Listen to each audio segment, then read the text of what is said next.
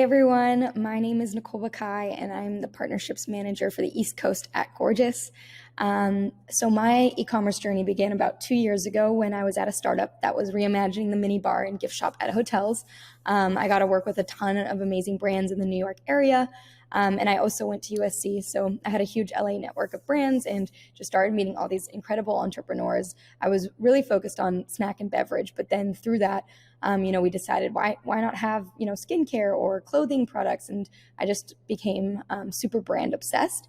And COVID hit, so I was actually looking for other jobs because hotel occupancy was really low. They weren't really launching any new initiatives. So I asked my network, and one of my friends who was head of partnerships for a CPG brand actually mentioned that they use Gorgias. And so I was like, not familiar with it.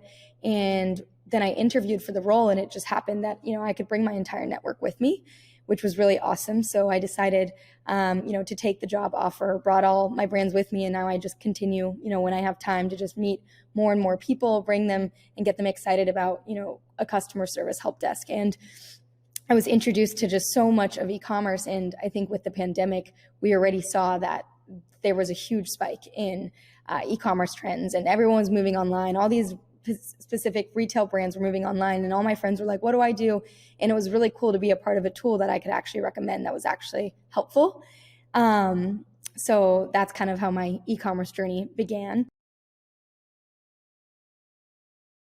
The one thing I wish I knew when I first kind of started this role is e-commerce. There's just so many verticals to it. There's so much to learn.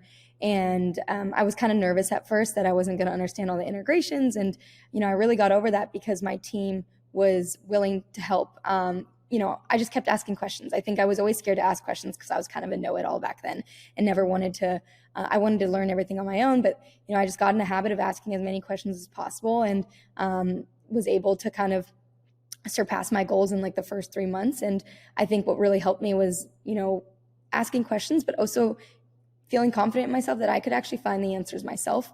That's something I would always recommend to women, is ask questions, even though, oftentimes you might be intimidated, but really that's the way you're going to learn. And then, with those tools, you can actually surpass goals, kind of like maybe how I did, or just feel really confident about your product knowledge. I think e-commerce is just going to keep on growing in the next 5 years. I think it's going to get bigger and bigger. We already see this with Shopify, and our app actually integrates with BigCommerce and Magento. And you just see that, e-commerce is such a thing now. Everyone is moving online. You can't always interact. I think the world has shifted entirely. And I think we just expedited exactly where we needed to be. It would have been slower without the pandemic, but it actually accelerated the growth for e-commerce. And I think, there's going to be this whole digital world that I think is going to be super unique. You're going to be trying clothes on at home. There's 3D printing, or not ever having to, really leave your home, which I think is good and bad. But I think there's a lot of great advanced technology that's going to be coming from that. And just based on kind of the conversations I have with a lot of founders, is everyone is pivoting to this e-commerce world, or conversational commerce is something we talk about, where bringing that conversation online. So how do you engage with someone now that we don't always have that in-person experience?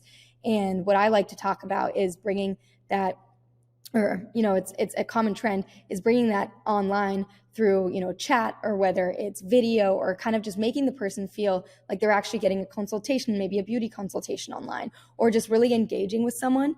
I think is what you can find to be kind of a trend that's going to stay and be with us for a while and grow tremendously. So female role models I look up to. So one that always sticks out to me since I was little was Emma Watson. I was a huge Harry Potter fan. I love that she was kind of like this rock star girl amongst, an all male cast, or typically male cast, for so many years. And, she really took her role, and, some people can kind of just, go down a different path. But what she did is, she was really about women's rights and becoming an activist. And I think, she has transformed the way, I was always looking up to her, but the way I view, women in this time period, and how to really accelerate in my role. And what's really awesome is I was always kind of I grew up like kind of like a tomboy and was always surrounded by guys, but never had an issue to kind of excel in my role. I never felt limited by that. And I think with her, I kind of felt similarities that I want women to feel empowered. I want them to feel like they can own, now is our time. They can own exactly who they are and make sure to embrace that without feeling like they have to adjust to kind of what's around them or what they think. And, now is the time. I think my team, especially at Gorgias, supports me so much. And I feel very, very lucky and blessed to be around good people. But that's also something, is find good people that support you.